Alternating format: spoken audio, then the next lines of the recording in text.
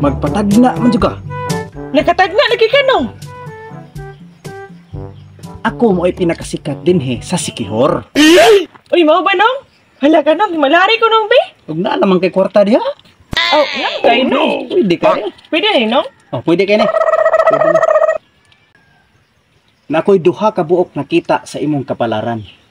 Hala, isa ka na nong. Gusto kang mahibalaan. Gusto ka ayo. Una, madato ka.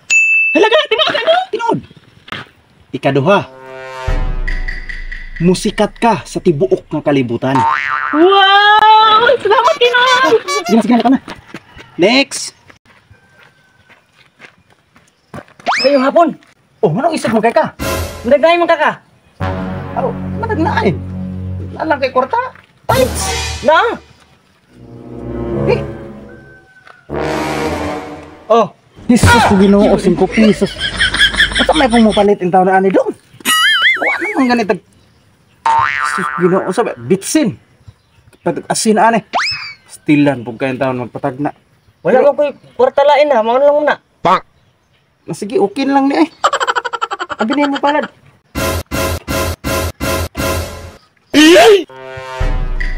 Na ako'y duha ka buok nakita sa mong palad. Ang sama na.